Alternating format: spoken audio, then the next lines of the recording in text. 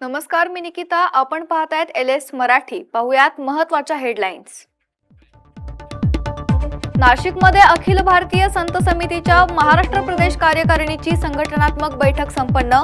कुंभमेळ्याच्या कामाला वेग हवा, साधू महंतांकडून बैठकीत मागणी.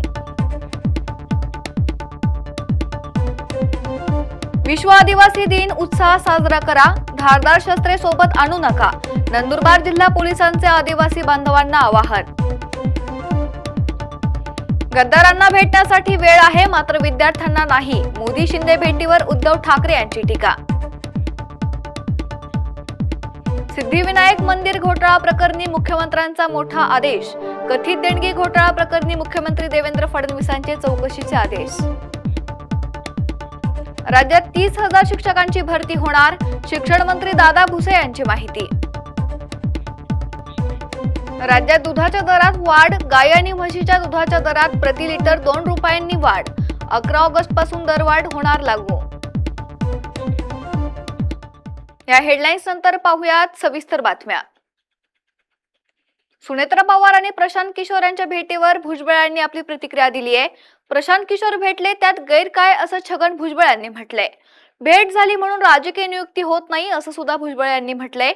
तटकरे आणि पटेल दिल्लीत अधिवेशनात व्यस्त आहेत. प्रशांत किशोर भेटीला गंभीर कारणं नाहीयेत असं भुजबळ यांनी सांगितलंय. दादांवर प्रेम होतं म्हणूनच साहेबांना सोडलं असं सुद्धा भुजबळ यांनी यावेळी म्हटलंय. असं आहे की एक तर जे प्रशांत किशोर भेटले असतील, आम्हाला भेटतात ते कधी कधी, त्याचा अर्थ ते राजकीय सल्लागार म्हणून त्यांची नियुक्ती झाली असं मला काही वाटत नाही. नवीन आमचे उपमुख्यमंत्री आहेत, त्यांना येऊन ते भेटले आणि काही चर्चा केली तर काय वावग आहे असं मला काही वाटत नाही. प्रफुल्ल पटेल आणि तटकरे, तुम्हाला सगळ्यांना माहिती आहे की दिल्लीमध्ये अधिवेशन सुरू आहे लोकसभेचं आणि राज्यसभेचं. त्याच्यामध्ये ते गुंतलेले आहेत. त्यामुळे कदाचित ते इथे मुंबईमध्ये देवगिरीवर किंवा इतर ठिकाणी ते कदाचित जाऊ शकले नसते. माझ्या माहितीप्रमाणे मागच्या आठवड्यामध्ये ते होते, ते भेटलेले पण आहे, चर्चा पण झालेली आहे आणि फोनवर सुद्धा चर्चा होते एखाद्या गोष्टीची. त्याच्यामुळे ते एवढं सिरियस घ्यायचं. अण्णासाहेब पाटील आर्थिक विकास महामंडळाच्या कामकाजावरून आता मराठा समाजात नाराजीचं वातावरण निर्माण झालंय. महामंडळाचे व्यवस्थापकीय संचालक म्हणजेच MD हे मराठा समाज आणि राज्य सरकारमध्ये दुरावा निर्माण करण्याचं काम करत असल्याचा गंभीर आरोप महामंडळाच्या अध्यक्षांनी केलाय. मुख्यमंत्री देवेंद्र फडणवीस तसेच दोन्ही उपमुख्यमंत्र्यांनी या अधिकाऱ्याच्या मनमानीला आळा घालावा अशी मागणी त्यांनी केली आहे. महामंडळाच्या माध्यमातून राज्यातील गोरगरीब मराठा समाजातील तरुणांना आर्थिक मदत आणि विविध योजनांचा लाभ मिळावा यासाठी शासनाने मोठ्या प्रमाणात निधी उपलब्ध करून दिला आहे. मात्र MD यांच्या कथित मनमानीमुळे विकास कामे आणि लाभार्थ्यांना मिळणाऱ्या योजनांच्या लाभात अडथळे निर्माण होत असल्याचा आरोप करण्यात आलाय. गोष्टीवरती माझ्या समाजाचा जर फायदा होत नसेल तर महामंडळाच्या वरती कशाला आपण बसायचं. आणि म्हणून गेल्या 2-3 महिन्यापासून मी खरं म्हणजे महामंडळाची शासकीय गाडी पण वापरत नाही. म्हणजे शासनाने दिलेली मला इनोवा ही मी माझ्या बिल्डिंग मध्येच उभी केली आहे. मी माझी स्वतःची एक EV गाडी नवीन विकत घेतली आणि महाराष्ट्रामध्ये आता त्याच गाडीने मी दौरा करतोय. का? कशाला? लाभार्थ्यांना द्यायला पैसे नाहीत, MD तिथे अडथळे निर्माण करतात आणि मग आम्ही शोभे म्हणूनच काय त्या गाडीचा वापर करायचा का? म्हणून ह्या सगळ्या गोष्टीवरती मी शासनाला वेळेवर कळवलेलं आहे. मराठा समाजाने फक्त काय आंदोलनच करायची का? गाड्याच अडवायच्या का? स्वतःच्या मागण्यासाठी काय उपोषण करायचं का? सरकारची जशी भूमिका आहे तशी अधिकाऱ्यांची पण भूमिका आहे की सरकार जर समाजाच्या बरोबर काम करत असेल, सरकार ज्या या गरीब मराठ्यांना न्याय देत असेल तर त्या अधिकाऱ्याला त्या महामंडळामधून 4 पैसे खाता येत नाही. म्हणून मराठा समाजामध्ये आणि सरकारमध्ये जे द्वेष निर्माण करतात त्याला त्याने करू नये. राज्य सरकारचे प्रमुख आदरणीय मुख्यमंत्री देवेंद्र फडणवीस साहेब, मंगळवारी माझी त्यांची भेट होणार आहे. विखे पाटील जे आमचे उपसमितीचे अध्यक्ष आहे त्यांनी बैठक तर लावलीच आहे, त्यांची माझी भेट होणार आहे. आणि अधिकाऱ्यांच्या अशा वागणुकीमुळे जर महामंडळ आणि मराठा समाजामध्ये आणि सरकारमध्ये जर दुरावा निर्माण होत असेल तर बाबा मी आपला रामराम घेतो, तुम्हाला कुणालाही अध्यक्ष करा आणि मग तुम्ही ते चालवा. कारण हे काही शोभेचं पद नाही, वडिलांचं नाव आहे, समाजासाठी आम्ही काम करतो आणि जर आम्ही समाजाला काही देऊ शकत नाही तर मग आम्हाला त्या खुर्चीवर बसण्याचा काहीच अधिकार नाही. आणि म्हणून माझी भूमिका काल मी थोडीशी घेतली, पण नक्कीच मुख्यमंत्र्यांना या सगळ्या गोष्टी प्रत्यक्षात भेटून हे सांगणार आहे आणि अंतिम निर्णय त्यांनी घ्यावा. मग त्यांनी अधिकाऱ्यांच्या बद्दल त्याला प्रश्न विचारावा की तू का असं केलं, कुणाच्या सांगण्यावरून केलं, आणि जर त्याच्या समाधानी असतील तर कमीत कमी त्यांनी मला तरी मोकळं करावं, म्हणजे मग मी समाजाबरोबर काम तरी करेल ना. उगीच काय एका साईडला पक्षाबरोबर आहे, सरकारमध्ये आणि दुसऱ्या बाजूला आम्ही आंदोलन करायचं काय आम्हाला पटत नाही. आमचं रान मोकळं झालं, आम्ही पण तेल लावून यानंतर बातमी जळगाव मधून आहे. जळगाव शहरातील कलिंका माता मंदिर चौकात शिवसेना शिंदे गटाच्या वतीने स्वाक्षरी मोहीम राबवण्यात आली आहे. वाढत्या अपघातांमुळे राष्ट्रीय महामार्गावर कालिंका माता चौकात उड्डाणपूल उभारण्याची मागणी शिवसेनेच्या पदाधिकाऱ्यांकडून करण्यात आली आहे. उड्डाणपुलाची मागणी मान्य झाली नाही तर शिवसेना स्टाईल आंदोलन करण्याचा इशारा देखील पदाधिकाऱ्यांनी दिलाय. जळगाव शहरातील महामार्गावर गेल्या अनेक वर्षांपासून अनेक अपघात होत आहे. त्यामुळे या ठिकाणी प्रमुख चौकांमध्ये उड्डाणपूल व्हावा असे येथील नागरिकांची मागणी आहे. दरम्यान नितीन गडकरी यांच्या माध्यमातून या शहरातील अनेक चौकांमध्ये उड्डाणपुलांची मंजुरी करण्यात आलेली आहे, परंतु आता सध्या कालिंका माता मंदिर चौक येथील हा जो उड्डाणपूल इथे होण्यास वगळण्यात आले, त्यामुळे येथील जळगाव शहरातील शिवसेना शिंदे गटाच्या वतीने इथे स्वाक्षरी मोहीम राबवण्यात आली आहे. आपण पाहू शकतो की या ठिकाणी शिवसेना शिंदे गटाच्या वतीने या ठिकाणी विशेष स्वाक्षरी मोहीम राबवण्यात आली आहे. त्यामुळे कालिंका चौक येथे उड्डाणपूल व्हावा अशी मागणी या ठिकाणी केली जात आहे. दरम्यान अनेक वर्षांपासून, अनेक दिवसांपासून, अनेक महिन्यांपासून ही मागणी आहे. गेल्या या चौकामध्ये गेल्या अनेक वेळा या ठिकाणी अपघात झालेला आहे, अनेकांचा जीव देखील गेलेला आहे. अक्षरशः आबालवृद्ध असो, लहान मुलं असो किंवा कोणी असो, याच ठिकाणी 4 ते 5 वेळा गेल्या वर्षभरात अपघात होऊन मृत्युमुखी पडलेले आहेत. दरम्यान या ठिकाणी या परिसरातील नागरिकांनी या ठिकाणी आंदोलन देखील केले, निवेदन देखील दिले, परंतु या ठिकाणी उड्डाणपूल होण्यासाठी कुठलीही तजवीज किंवा कुठलीही मान्यता या ठिकाणी झालेली नाही. त्यामुळे आपण या ठिकाणी शिवसेना शिंदे गटाच्या वतीने पदाधिकाऱ्यांनी या ठिकाणी विशेष स्वाक्षरी मोहीम राबवण्यात आलेली आहे. आपल्यासोबत काही पदाधिकारी आहेत, आपण त्यांच्याशी जाणून घेणार आहोत. दादा, काय सांगाल, ही स्वाक्षरी मोहीम राबवण्यात आली, याच्या मागचं कारण काय नेमकं प्रमुख? याचा मागचं प्रमुख कारण असं आहे की गेल्या 20-25 वर्षापासून इथं ट्रॅफिकचा आणि अपघाताचा जी सतत भूमिका जी म्हणजे कायम अपघात होत असतात. छोट्या मुलांना शाळेत जात येत असताना रस्ता ओलांडता येत नाही, महिलांना, इकडच्या परिसरातील लोकांना ये जा करण्यासाठी प्रॉब्लेम होत असतो.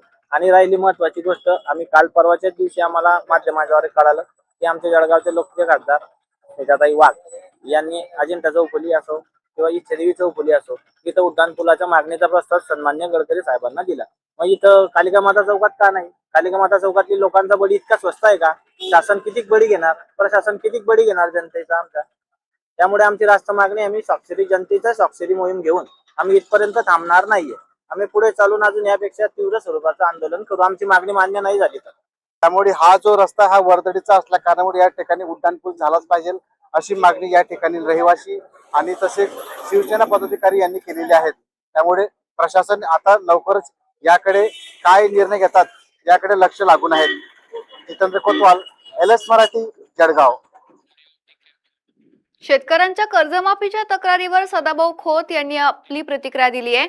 पात्र शेतकरी कर्जमाफीपासून वंचित राहणार नाहीत असं सदाभाऊ खोत यांनी सांगितलंय. आरक्षणावर सरकार बरे बोलते, खरं नाही. आमदार सदाभाऊ खोत यांनी अशी मिश्किलपणे टिप्पणी दिली आहे. कर्जमाफी यादीतील त्रुटींवर सदाभाऊ खोतांचं स्पष्टीकरण आहे. दौंड तालुक्यातील पाटस येथे आमदार सदाभाऊ खोत यांच्यासोबत शेतकरी कर्जमाफी, आरक्षण, दौंड तालुक्यातील प्रदूषण या मुद्द्यांवर चर्चा केली आहे. आमचे प्रतिनिधी सचिन आव्हाड यांनी. नमस्कार, मी सचिन आव्हाड, LS मराठीमध्ये तुम्हा सर्वांचं स्वागत करतो. आता आपल्यासोबत आमदार सदाभाऊ खोत हे आहे. कर्जमाफी जी आहे ती शासनाकडून जाहीर करण्यात आलेली आहे. या कर्जमाफीमध्ये अनेक शेतकऱ्यांची नावे जी आहेत ती आलेली नाहीयेत, या बाबतीत तुमचं काय मत आहे? नाही, कर्जमाफीच्या ज्या याद्या आहेत त्या विकास सोसायटी, जिल्हा मध्यवर्ती बँका आणि नॅशनलाइज बँका यांनी त्या याद्या अपलोड करायच्या आहेत. आणि ज्यावेळी त्या याद्या फायनल झाल्यानंतर प्रसिद्धीसाठी ग्रामपंचायतच्या त्या ठिकाणी त्या प्रसिद्ध करायच्या आहेत की जेणेकरून लोकांना त्या याद्या पाहता येईल. ज्या शेतकरी पात्र आहेत परंतु त्यांची नावं आली नाहीत अशा शेतकऱ्यांना मी आव्हान करेन की शेतकरी चळवळीतले कार्यकर्ते वेगवेगळ्या ठिकाणी काम करत आहेत, तुम्ही त्यांच्याशी संपर्क साधा आणि आम्ही त्याचा शासनाच्या पातळीवरती निश्चितपणानं पाठपुरावा करू. कारण पात्र असणारा शेतकरी वंचित राहिला नाही पाहिजे ही भूमिका सरकारची आहे, या राज्याच्या मुख्यमंत्र्यांची आहे. आणि म्हणून पात्र शेतकरी हा वंचित राहता कामा नये या दृष्टीनं आम्ही सुद्धा कसोशीनं त्या ठिकाणी प्रयत्न करत आहोत. ज्या तक्रारी उपलब्ध होतील त्याच्यावरती निश्चितपणाने पाठपुरावा केला जाईल. LS मराठीसाठी रिपोर्टर सचिन आव्हाड, दौंड. सुप्रिया सुळे पंतप्रधान मोदींची भेट घेणार असल्याची माहिती समोर आली आहे. सोमवारी पंतप्रधान मोदींना भेटणार असं सुप्रिया सुळे यांनी सांगितलंय. महाराष्ट्राच्या प्रश्नांसाठी मोदींची भेट घेणार असल्याचं सुळेंनी स्पष्ट केलंय. FCRA बिलाला आमचा विरोध आहे असं सुप्रिया सुळे यांनी सांगितलंय. FCRA बाबत संयुक्त संसदीय समितीसमोर चर्चा व्हावी असं सुद्धा त्यांनी म्हटलंय. सोमवारी 8 खासदार मोदींची भेट घेणार असल्याची माहिती सुळेंनी दिली आहे. वेळ मागून सर्व खासदार पंतप्रधान मोदींना भेटणार असं सुळे यांनी सांगितलंय. प्रधानमंत्र्यांनी आम्ही 8 खासदारांना सोमवारी पार्लमेंटच्या त्यांच्या ऑफिसमध्ये वेळ दिलेली आहे. 11 वाजता राष्ट्रवादी काँग्रेस पार्टी शरदचंद्र पवार यांच्या 8 खासदार माननीय प्रधानमंत्र्यांना महाराष्ट्राच्या प्रश्नांसाठी आम्ही भेटणार आहोत. कृषी मंत्री दत्तात्रय भरणे यांनी अडचणीत आलेल्या शेतकऱ्यांना मदत करणार असल्याची माहिती दिली आहे. अडचणीत आलेल्या शेतकऱ्यांना आम्ही मदत करणार असं कृषी मंत्री दत्तात्रय भरणे यांनी सांगितलंय. निवडणूक नसतानाही 56 लाख शेतकऱ्यांची कर्जमाफी केली असल्याचं भरणे यांनी सांगितलंय. सरकार शेतकऱ्यांच्या पाठीशी उभं राहणार आहे. कर्जमाफीच्या अजून याद्या हळूहळू येतील अशी माहिती भरणे यांनी दिली आहे. शेतकऱ्यांनी आत्महत्या करण्याचा विचार करू नये असं सुद्धा भरणे यांनी शेतकऱ्यांना आवाहन केलंय. त्यामुळेच आम्ही राज्यातल्या शेतकऱ्यांना कुठेतरी अडचणीत आलेल्या शेतकऱ्याला मदत करण्याची आमची भूमिका आहे. खरंच राज्याच्या मुख्यमंत्र्यांचे आभार मानले पाहिजे. कुठलीही निवडणूक डोळ्यासमोर नसताना सुद्धा आज माझ्या 56 लाख शेतकऱ्यांना 40,000 कोटीपेक्षा जास्त रक्कम कर्जमाफीची मुख्यमंत्री आणि आमच्या सगळ्या सहकार्यांनी आमच्या दिलेली आहे. निश्चित प्रकारे निवडणूक नसताना दिलेले निर्णय शेतकऱ्यांच्या पाठीमागं हे सरकार शेतकऱ्यांच्या पाठीमागं उभं राहणार आहे, शेतकऱ्याला सहकार्य करणार आहे. त्यामुळे निश्चित प्रकारे या बाबतीमध्ये आपल्या माध्यमातून माझी शेतकरी बांधवांना विनंती, अजूनही आपल्या कर्जमाफीच्या याद्या 1, 2, 3, 4 हळूहळू येतील. त्यातही कदाचित त्यांचं नाव असेल तर कर्जमाफीच्या बाबतीमध्ये आपल्या आत्महत्येच्या बाबतीमध्ये त्यांनी विचार करू नये. कारण आपलं कुटुंब, आपला परिवार, आपले आई वडील, आपली बायका पोरं आणि आपला सगळे मित्र परिवार, आपल्या बहिणी आपल्यावर अवलंबून आहेत. त्यांच्या मनाला काय होईल याचा नीट सर्व शेतकऱ्यांनी विचार करावा. मुंबई गोवा महामार्गाचा तटकरे यांनी आढावा घेतलाय. महाराष्ट्राच्या प्रलंबित प्रश्नांवर तटकरे आक्रमक झालेत. DPR मधील त्रुटींवर तटकरे यांनी आपली नाराजी व्यक्त केली आहे. गणेशोत्सवात महामार्गावरील वाहतूक सुरळीत करण्यावर भर त्यांनी दिलाय. अपघात प्रवण ठिकाणी तातडीने उपाययोजनांच्या सूचना सुनील तटकरे यांनी दिल्यात. खड्डे बुजवताना टिकाऊ उपाययोजना करण्याच्या अधिकाऱ्यांना सूचना दिलेल्या आहेत. मुंबई गोवा महामार्गावर पेव्हर ब्लॉकला आदिती तटकरे यांनी विरोध दर्शवलाय. अवजड वाहतुकीसाठी पेव्हर ब्लॉक टिकाऊ नसल्याची तटकरेंची भूमिका आहे. नागोठाणे, सुकेळी आणि कोलाड परिसरातील खड्ड्यांसाठी नवीन मटेरियल वापरण्याच्या सूचना त्यांच्याकडून देण्यात आल्यात. पावसाळ्यात खड्ड्यांचा त्रास कमी करण्यासाठी खड्डे बुजवण्यावर मंत्री आदिती तटकरे यांचा भर आहे. नाही, खरं तर दरवेळेला जिथं रस्त्याची दुरवस्था झालेली असते तिथं मधल्या कालावधीमध्ये नागोठण्याच्या परिसरामध्ये पेपर ब्लॉकचा वापर करण्यात आला होता. मी त्यावेळेला तिथं बैठकीमध्ये मुद्दा मांडलेला की पेपर ब्लॉक हे नॅशनल हायवेच्या किंवा स्टेट हायवेच्या रस्त्यासाठी तिथे टिकणारे नसतात. त्याचं कारण असं की तिथं जाणारी वाहतूक पेपर ब्लॉक आपण अंतर्गत गावामध्ये लावत असतो, तिथं पायी लोक जात असतात, 2 व्हीलर जात असतात. पण जिथं हेवी वाहतूक असते, अवजड वाहतूक असते, तिथं पेपर ब्लॉक हे टिकू शकत नाही. त्याच्यामुळे आता त्यांनी जिथं पेपर ब्लॉकचा तिथं वापर केलेला आहे मी त्यांना सूचना दिल्या की हे पेपर ब्लॉक 2-4 दिवसाच्या वर टिकणार नाही, कारण त्याला प्रॉपर तिथं बेस नसतो आणि एक जरी अवजड वाहन त्याच्यावरनं गेलं तर ते पेपर ब्लॉक निघण्याची शक्यता ही काही नाकारता येत नाही. त्यामुळे त्यानुसार त्यांनी त्या रस्त्यामध्ये पेपर ब्लॉक वापरण्यापेक्षा म्हणजे तिथं जिथं खड्डे आहेत ते बुजवण्यासाठी त्याच्यापेक्षा नवीन टेक्नॉलॉजी जी आहे त्यांचं काही वेगळ्या पद्धतीचं त्याच्यामध्ये एक नवीन रॉ मटेरियल त्याच्यामध्ये येतं ज्याच्यातून खड्डे बुजवता येत असतात आणि ते पेपर ब्लॉक पेक्षा जास्ती प्रमाणामध्ये तिथं तग धरू शकेल. या सविस्तर बातम्यांनंतर घेऊया दिवसभरातील महत्त्वाच्या घडामोडींचा आढावा वेगवान घडामोडींमध्ये. गडचिरोलीमध्ये राष्ट्रीय महामार्गावर वाहतूक ठप्प, शेकडो वाहनांच्या रांगा, वाहनधारकांची गैरसोय. MNGL ला काम देऊन आपण फसलो, नाशिक महानगरपालिका आयुक्तांची महासभेत कबुली. मुंबईमधील नालासोपाऱ्यात इमारतीचा सज्जा कोसळला, महापालिका प्रशासनाच्या तातडीच्या मदतीमुळे कोणतीही जीवितहानी नाही. यवतमाळमध्ये पावसाची हजेरी, पावसामुळे शेतकऱ्यांना दिलासा. नंदुरबार जिल्ह्यात रेशनिंगचा निकृष्ट धान्य पुरवठा, शिवसेना ठाकरे गटाचा पुरवठा अधिकाऱ्यासह तहसीलदारावर कारवाईची मागणी. परभणीच्या गंगाखेड शहरात मॉर्निंग वॉकसाठी निघालेल्या महिलेच्या गळ्यातील गंठण पळवल्याची घटना, दुचाकीवरून आलेल्या 3 जणांनी गंठण पळवल्याचं सीसीटीव्ही फुटेज व्हायरल. ठाण्यात शाळकरी मुलाने अंमली पदार्थांचे सेवन केल्याचा व्हिडिओ सोशल मीडियावर व्हायरल, व्हिडिओ खासगी शाळेतील असल्याची माहिती समोर. मिलाडी धरणाची उंची वाढवण्याआधी खामगावचे तातडीने पुनर्वसन करा, आमदार आमशा पाडवी यांचं वक्तव्य. निधी वाढू शकतो तर पुनर्वसन का नाही, पाडवींचा सवाल. वर्षा पर्यटनासाठी महाराष्ट्रात प्रसिद्ध असलेल्या सिंधुदुर्गातील आंबोली पर्यटन स्थळाची पर्यटकांना भुरळ, मोठ्या संख्येने पर्यटक आंबोलीत दाखल. 20 दिवसानंतर रमेश म्हात्रे यांची कल्याणच्या आदरवाडी जेलमधून सुटका, न्यायालयावर मला विश्वास आहे, रमेश म्हात्रे यांचं वक्तव्य. या होत्या महत्त्वाच्या घडामोडी. पाहत रहा LS मराठी.